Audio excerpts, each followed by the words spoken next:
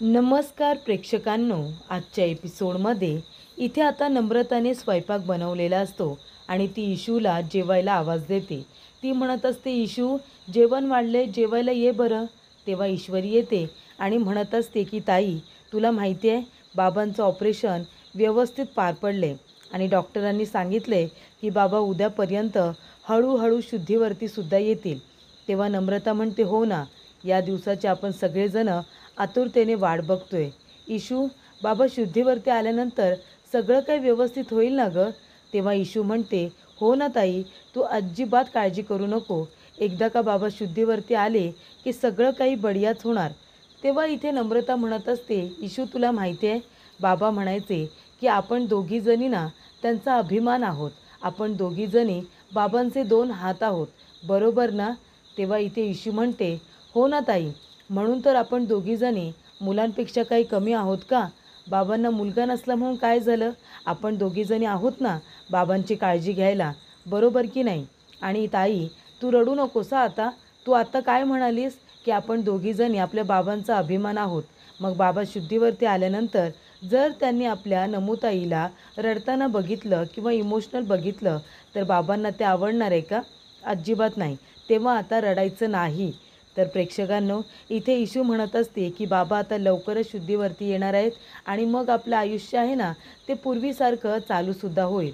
आपले बाबा शुद्धीवरती आल्यानंतर सगळा कारभार स्वतःच्या हातामध्ये घेतील आणि आपल्याला म्हणतील की आता तुम्ही निवांत राहायचं, बरोबर की नाही? आणि त्यांना अभिमानसुद्धा वाटेल की एवढ्या कठीण प्रसंगातून सुद्धा आपण सगळ्यांनी मार्ग काढला आणि सगळ्या गोष्टी सुरळीत पार पडल्या, याचा बाबांना अभिमानसुद्धा वाटेल हां. तेव्हा इथे आता नम्रता म्हणत असते, इशू ते सगळं ठीक आहे, पण बाबा शुद्धीवरती आले, पहिल्यासारखे बरे झाले की ते लवकरात लवकर तुझं आणि राकेशजींचं लग्न लावून देतील, तुला माहिती आहे ना? तेव्हा इशू म्हणते, हो मला माहिती आहे. तेवढ्यातच हॉस्पिटलमधून फोन येतो. तेव्हा ईश्वरी म्हणते, हां आई बोल ना. आणि तिला खूप मोठा धक्का बसतो. ती म्हणते, काय आई, तू हे काय बोलतेस बाबा? तेव्हा इथे आता फोन ठेवल्यानंतर नम्रता म्हणते, इशू काय झालं? बाबा ठीक आहेत ना? इशू सांग ना काय झालं? बाबा ठीक आहेत ना? तेव्हा इथे ईश्वरी म्हणते, ताई अगं बाबा, आई म्हणत होती बाबा हळूहळू शुद्धीवरती येत आहेत. तर प्रेक्षकांनो, ईश्वरी ज्या पद्धतीने आता उठते आणि तिला धक्का बसतो, तर असं वाटतं काही चुकीचं घडलं की काय? पण नाही. जेव्हा नम्रता विचारते की इशू काय झालं सांग ना, तेव्हा ईश्वरी म्हणते, अगं ताई, बाबा आपले हळूहळू शुद्धीवरती येत आहेत. आई म्हणत होती, डॉक्टर म्हणाले की उद्यापर्यंत बाबा शुद्धीवरती सुद्धा येतील. ताई, आपण एक काम करूया ना, हे जेवण वगैरे राहू दे, आधी आपण दोघीजणी हॉस्पिटलला जाऊया. मला आता बाबांना शुद्धीवरती येताना बघायचं आहे गं. मी आता या दिवसाची खूप दिवस वाट बघते. आपण हॉस्पिटलला जाऊया का? तेव्हा नम्रता म्हणते, हो इशू चल, हवं तर मी आपले डबे हॉस्पिटलला घेते, आपण लगेचच हॉस्पिटलला जाऊया, चेंज करूया.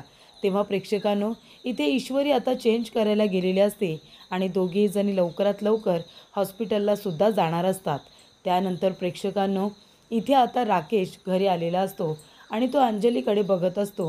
अंजली विचारात बसलेली असते. तेव्हा राकेश आपल्या मनामध्ये म्हणत असतो की कधी नव्हे ती आज माझी बायको इतका टेन्शनमध्ये विचार करत बसले आणि हे मला अजिबात चालणारं नाही आहे राकेश, आता तुलाच काहीतरी करावं लागेल. तेव्हा इथे राकेश येतो आणि म्हणतो, अंजली अगं कसला विचार करत बसली? अजून काही खाल्लं पण नाही आहेस ना? हे घे बरं, दूध पिऊन घे. तेव्हा इथे आता अंजली म्हणत असते, अहो ते सगळं जाऊ द्या, आधी तुम्ही मला सांगा, ती बँकेची माणसं अचानकपणे अशी घरी कशी काय आली आणि तुम्हाला का बोलून घेतलं होतं त्यांनी आणि काय विचारलं तुम्हाला? तेव्हा इथे आता राकेश म्हणत असतो, अंजली अगं बँकेची माणसं ती ती घरी येणारच ना. आणि हे बघ, तुला तर माहिती आहे, तुझा माझ्यावरती विश्वास आहे ना, मी काही चुकीचं करेन असं वाटतं तुला? तेव्हा अंजली म्हणते, नाही हो, माझा तुमच्यावरती पूर्ण विश्वास आहे, पण ती बँकेची माणसं अचानक घरी कशी काय आली? एवढ्या वर्षामध्ये आली नाही आणि अचानकपणे आता आली आणि तुम्हालासुद्धा बोलावून घेतलं होतं. मग तिथे काय घडलं, ते काय बोलली, मला सांगा ना, मला पण कळू दे. तेव्हा राकेश म्हणत असतो, हे बघ, मी जी काही ही फॉरेन इन्व्हेस्टमेंट करतो आहे ते सगळं मी आपल्या बाळाच्या भविष्यासाठी करतो आहे, एवढं तर तुला माहिती आहे ना? तेव्हा अंजली म्हणते, हो ते मला कळतं आहे. तेव्हा इथे राकेश म्हणत असतो, अगं तेच कुणाच्या तरी नजरेत खुपत असेल म्हणून बँकवाल्यांना सांगितलं घरी येऊन धाड टाकायला, मला प्रश्न विचारायला. तेव्हा अंजली म्हणते, अहो पण कोण असेल जे तुमच्या वाईटावरती उठलं असेल? तेव्हा राकेश म्हणतो, अंजली अगं असं काय करतेस? कितीतरी गरीब लोकांना मी मदत करत असतो, कितीतरी लोकांबरोबर माझे वाद होतात, विवाद होतात. मग कोणीतरी असेल माझा दुश्मन, त्याने मग हे सगळं घडून आणलं असेल. अगदी कुणीतरी जवळचा, त्याला माझ्याबद्दल सगळंच माहिती आहे. तेव्हा अंजली म्हणते, अहो कोण असेल तो जवळचा ज्याने तुमच्यावरती अशी कंप्लेंट केली असेल आणि ते लोक घरी आले असतील? कोण असेल तो माणूस? तेव्हा इथे राकेश म्हणतो, अंजली जाऊ दे ना, अगं असेल कोणीतरी, मी त्या माणसांचा विचार करत नाही, तू सुद्धा विचार करू नकोस. तुझा माझ्यावरती विश्वास आहे ना, मी काही चुकीचं करणार नाही असं तुला वाटतं ना, मग तू तो विश्वास फक्त माझ्यावरती ठेव. हे घे बरं, दूध घे, दूध पिऊन घे, तू काही खाल्लेलं नाही आहेस मला माहिती आहे. तेव्हा इथे अंजली आता ते दूध पिऊन टाकते. तेव्हा राकेश म्हणत असतो की अर्णव, तुला काय वाटतंय, तू या प्रकरणामध्ये मला अडकवलं आहेस का? पण आता या दुधाचा हळूहळू तुझ्या बहिणीवरती काय असर होणार आहे ना, ते कळेलच तुला. आणि तू माझ्यावरती जी काही कंप्लेंट केली आहेस ती करून किती मोठी चूक केली आहेस ते सुद्धा तुला कळेल. त्यानंतर प्रेक्षकांनो, इथे आता राकेशने अर्णवला फसवण्याचा पुन्हा एकदा प्लॅन सुरू केलेला असतो. आणि इकडे आता संजय काकांजवळ ईश्वरी बसलेली असते.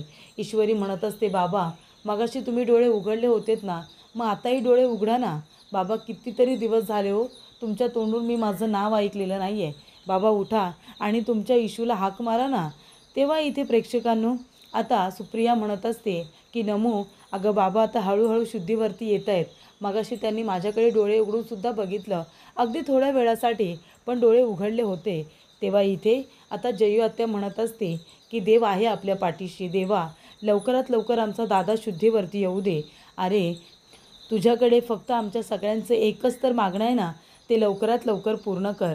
तेव्हा प्रेक्षकांनो, इथे नमू म्हणत असते, इशू आली ना बाहेर की मी पण जाते बाबांना बघायला, मी पण त्यांना भेटून घेते.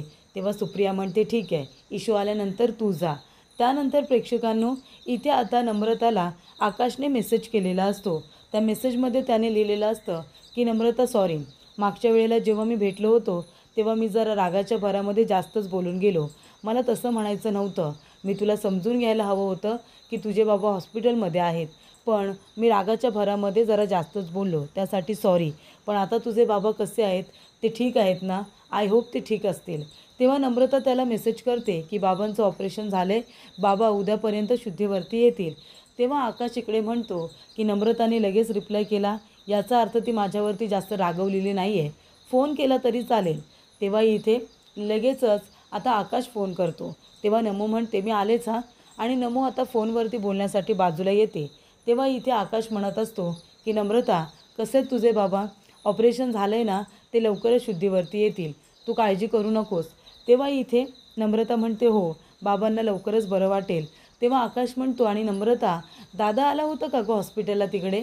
तेव्हा नम्रता म्हणते, नाही, अर्णव सर इथे काय येतील? तेव्हा आकाश म्हणतो, दादा खरोखर हॉस्पिटलला आला नव्हता, कारण तो ऑफिसलासुद्धा आलेला नाही आहे. तेव्हा इथे नम्रता म्हणते, नाही आकाश सर, मला नाही माहिती, कारण अर्णव सर इथे हॉस्पिटलमध्ये तर आलेले नाही आहेत, कारण ते आम्हाला कुणालाच दिसले नाही आहेत. तेव्हा इथे प्रेक्षकांनो, आता आकाश म्हणत असतो, बरं ठीक आहे, तू तुझ्या बाबांची काळजी घे, ते लवकरच बरे होतील. तेव्हा इथे फोन ठेवल्यानंतर आकाश म्हणत असतो की दादा ऑफिसला आलेला नाही आहे, तो हॉस्पिटलला जर गेला नाही आहे, मग दादा गेला होता कुठे, असा प्रश्न आता आकाशला पडलेला असतो. पण आकाश, खरं तर तू बरोबर आहेस, कारण का अर्णव हॉस्पिटललाच गेलेला असतो. त्यानंतर इथे आता ईश्वरीने नारळी भात बनवलेला असतो. तिथे आता येते नमू आणि ती म्हणत असते की इशू, अगं हे काय, तू काय करतेस? तेव्हा ईश्वरी म्हणते, ताई अगं मी बाप्पासाठी आहे ना, इथे नैवेद्यासाठी मी नारळी भात बनवला आहे. तेव्हा नम्रता म्हणत असते, अगं पण आपल्या इंदोरचे जागृत गणपती बाप्पा इथे आले होते, तेव्हा तू भेटून आलीस ना त्यांना, मग आता हे नैवेद्य कुणासाठी? आणि बाप्पा अजून यायचे आहेत. तेव्हा इथे ईश्वरी म्हणत असते, अगं ताई आपले आदेश भाऊ जे आहेत ना, ते आहेत ना, सगळ्या इथे अष्टविनायकांचं दर्शन घेणार आहेत. म्हणजे अगदी महाराष्ट्रामध्ये जेवढे अष्टविनायक आहेत ना, तेवढ्यांचं ते आता तिथे जाऊन दर्शन घेणार आहेत. तेव्हा नम्रता म्हणते, अच्छा, म्हणजे तू त्या ठिकाणी जाणार नाही आहेस, तू हा नैवेद्य त्यांच्याबरोबर पोचवणार आहेस का? तेव्हा इथे ईश्वरी म्हणते, हो ताई, अगं आता महडचे जे वर्धविनायक आहेत ना आपले, त्यांनासुद्धा मी इथे नवस करायला सांगितलं आहे. आपल्या बाबांना लवकरात लवकर बरं वाटायला पाहिजे, म्हणून मी आदेश भाऊजींना सांगितलं आहे की तुम्ही महडचे वर्धविनायक आहेत त्यांना तुम्ही नवस करा आणि हा नैवेद्य जो मी दिलेला आहे तो बाप्पाच्या चरणी ठेवा. मी हा त्यांच्याबरोबर पाठवून देणार आहे आणि त्यांनासुद्धा आपल्या बाबांसाठी प्रार्थना करायला सांगणार आहे महडच्या वरदविनायकांना, असं ईश्वरी म्हणते. त्यानंतर प्रेक्षकांनो, इथे लावण्य आता अर्णवच्या घरी आलेली असते. तेव्हा वल्लरी म्हणत असते की लावण्या, बरं झालं तू आलीस हां, आणि बरं झालं तू तुझ्या आईला पण भेटून आलीस. आता तुझ्या आईने ओल्ड लेडीला सांगितलं आहे ना, जो मुहूर्त असेल त्या मुहूर्तावरती लग्न घ्या म्हणून. जेव्हा मुहूर्त असेल तेव्हा मी येईन, असं तुझ्या आईने ओल्ड लेडीला सांगितलं. ते बरं झालं. आणि इथे तू आलीस ना हे सांगायला, ते सुद्धा बरं झालं. आता लवकरात लवकर लग्नाची तारीख काढतील बघ. तेव्हा इथे वल्लरी म्हणते की बरं झालं, आता एकदा का तुझं आणि अर्णवचं लग्न झालं की त्या ईश्वरीचं चॅप्टर कायमचं बंद होईल. तेव्हा इथे लावण्य म्हणते, हो ना मामी, माझ्याकडे दुसरा कुठला ऑप्शन होता का अर्णवला बांधून ठेवण्यासाठीचा? आता 8 दिवसांमध्ये एकदा का लग्न झालं की मग अर्णव हा फक्त माझा होईल. तेवढ्यातच तिथे अर्णव आलेला असतो. तेव्हा लावण्य म्हणते, ए यार, अरे कुठे चाललं आहेस तू? मी आता तर घरी आली आहे ना.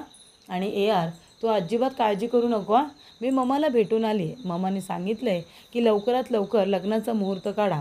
अगदी 8 दिवसांमध्ये आपलं लग्न होणार आहे यार. त्यामुळे तुला जशी तुझी पार्टी करायची असेल, बॅचलर पार्टी, ती करून घे. नाही, मम्मा मला म्हणत होती की तुला आउट ऑफ इंडिया जर पार्टी करायची असेल तर सगळी अरेंजमेंट मी करेन. पण मी मम्माला म्हणाले अजिबात नको. ए आरला जिथे बॅचलर पार्टी करायची असेल तिथे त्याला करू दे. पण यार लवकर आ, नंतर तुला ती संधी काही मिळणार नाही आहे. कारण 8 दिवसानंतर आपलं लग्न होणार आहे. तेव्हा वल्लरी म्हणते, अर्णव बघतोयस ना, अरे 8 दिवसात लग्न आहे तुझं, त्याच्यामुळे जी काही बाबा पार्टी करायची आहे ती करून घे. तेव्हा लावण्य म्हणते, हां बॅचलर पार्टीचं तू ठरव, पण इथे प्री वेडिंग शूट जे असतं ना ते मी करणार. हां, म्हणजे कुठे करायचं, कसं करायचं, हे सगळं प्री वेडिंग शूटचं मी बघणार. तेव्हा अर्णव म्हणतो की प्री वेडिंग शूट हे सगळंच आपल्याला करायचं आहे का? तेव्हा लावण्य म्हणते, हो. तेव्हा अर्णव म्हणतो, लावण्या, 8 दिवसांमध्ये मला लग्न करायला नाही जमणार आहे. कारण का ईश्वरीच्या बाबांच्या केसमध्ये माझं नाव घेण्यात आलं आहे. तेव्हा मला या सगळ्यातून स्वतःला निर्दोष सिद्ध करायचं आहे. कारण मी काहीही केलेलं नाही आहे. आणि या सगळ्या गडबडीमध्ये जर मी घाईघाईने लग्न केलं तर मीडियामध्ये पुन्हा चर्चा सुरू होईल आणि मग मी स्वतःला निर्दोष सिद्ध कधी करू? तेव्हा मला आत्ताच याच्यामध्ये अडकायचं नाही आहे. मला आधी स्वतःला निर्दोष सिद्ध तरी करू दे. मीडिया विचारेल की तुमचं एवढ्या मोठ्या केसमध्ये नाव आलेलं आहे, तिथे तो माणूस हॉस्पिटलमध्ये पडला आहे आणि तुम्ही इथे छान असं लग्न करताय, त्यामुळे मला नाही जमणार आहे. तेव्हा लावण्य म्हणते, बरं ठीक आहे, आपण छोट्यात छोटं लग्न करूया, घरातल्या घरात. फक्त रजिस्टरवरती सही तर करू शकतो ना यार. तेव्हा अर्णव म्हणतो, अजिबात नाही, घाईघाईने एवढं रजिस्टर मॅरेज करायची काहीच गरज नाही असं मला वाटतं. तेव्हा मला थोडा वेळ दे, या सगळ्या प्रकरणातून मला बाहेर पडू दे, मग आपण लग्नाचं बघू. तेव्हा ती म्हणते की मम्माला मी भेटून आले यार, मम्माने परवानगी दिली, तिला आता काय सांगू? तेव्हा अर्णव म्हणतो, ठीक आहे, आजीजवळ आणि तुझ्या मम्माजवळ दोघींजवळही मी बोलतो, तू अजिबात काळजी करू नको. तेव्हा इथे अर्णवला फोन येतो आणि तो घाईघाईने जायला निघतो. तेव्हा लावण्य म्हणते, यार कुठे चाललं आहेस तू एवढं घाईघाईने? अरे आता तर मी कुठे आली आहे ना आणि लगेच चाललास?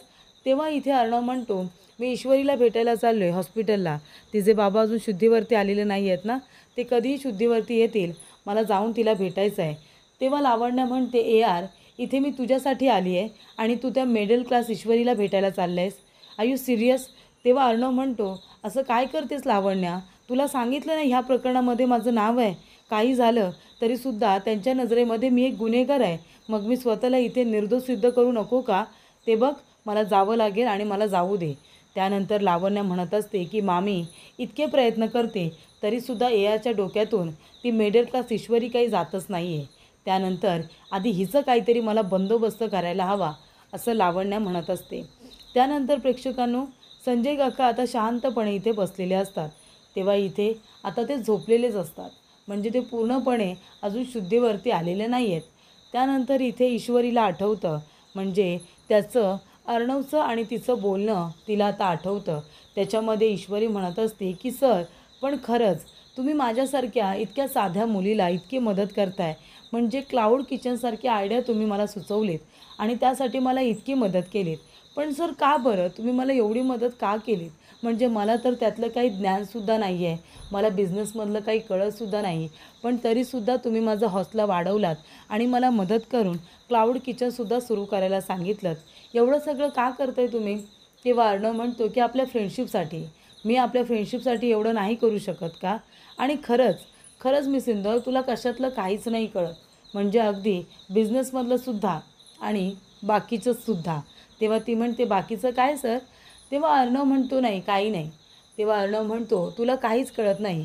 तुला सगळ्या गोष्टी समजून सांगाव्या लागतात आणि तुला ते समजून घ्याव्यासुद्धा लागतील. पण तू तेवढीसुद्धा मेहनत घेत नाही. तेव्हा इथे अर्णवला ईश्वरीला सांगायचं असतं इनडायरेक्टली की त्याचं तिच्यावरती किती प्रेम आहे ते ईश्वरीला माहितीच नाही आहे. ती फक्त फ्रेंडशिप म्हणूनच अर्णवकडे बघत असते. पण अर्णव इतके एफर्ट्स का घेतो आहे? त्याच्या इतके बारीक सारीक गोष्टींमध्ये ईश्वरीबद्दल एवढी काळजी काय आहे ते न समजणे इतकी तरी ईश्वरी मूर्ख नाहीच आहे. पण ती तरीसुद्धा मूर्ख बनले आणि तिला काहीच कळत नाही आहे असंच ती दाखवते. पण प्रेक्षकांनो, अर्णव म्हणतो की हे सगळं मी आपल्या मैत्रीसाठी केले, अगदी सगळं. तेव्हा ईश्वरी म्हणते, पण सर मैत्रीमध्ये एवढं सगळं कोण करतं? तेव्हा अर्णव म्हणतो, मी करतो. कारण माझ्यासाठी आपली फ्रेंडशिप खूपच जास्त महत्त्वाची आहे, व्हॅल्युएबल आहे. आणि मला आपल्या मैत्रीला असंच इतकं व्हॅल्युएबल बनवायचं आहे, असं अर्णव म्हणालेला असतो. तेव्हा ईश्वरी म्हणते, सर तुमच्यासाठी आपली मैत्री खूप खास होती, व्हॅल्युएबल होती ना, मग तरीसुद्धा तुम्ही असं का केलं सर? माझ्या बाबांच्या अंगावरती गाडी घालताना तुम्हाला जरासुद्धा आपली मैत्री आठवली नाही का हो सर? असं ईश्वरी आता म्हणत असते.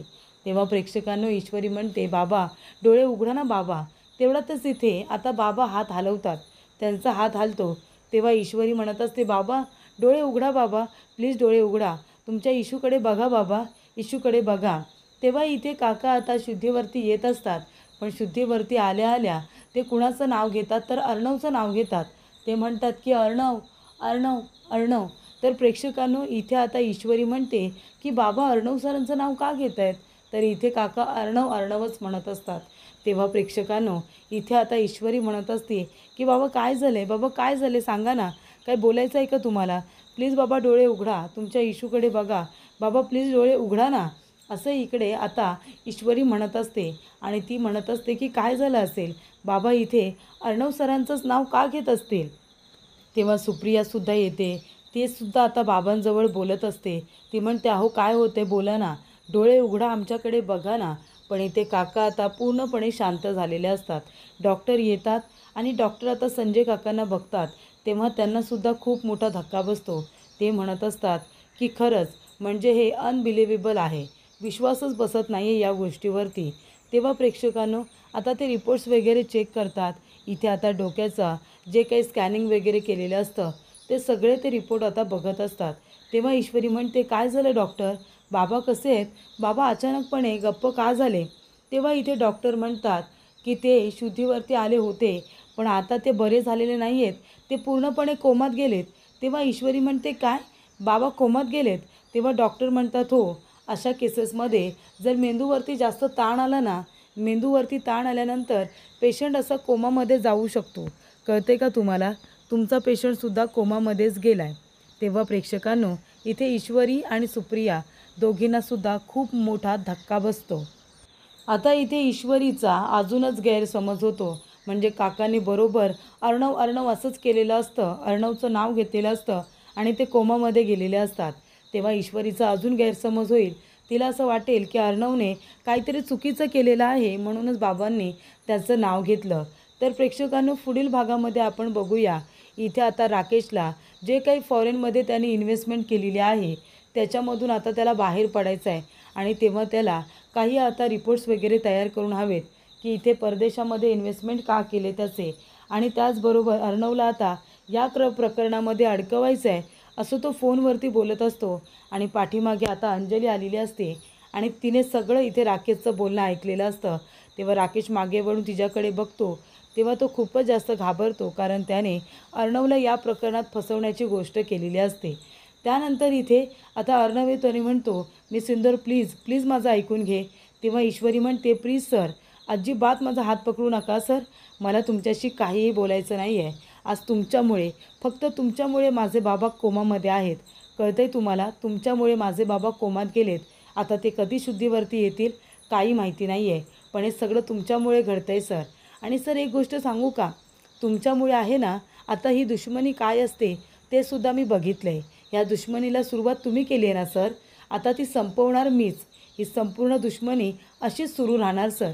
तुम्हाला जे करायचं होतं ते तुम्ही केलं, आता मला जे करायचं आहे ते मी करणार. ही दुश्मनी आता मी टिकून ठेवणार आहे, असं ईश्वरी अर्णवला म्हणत असते.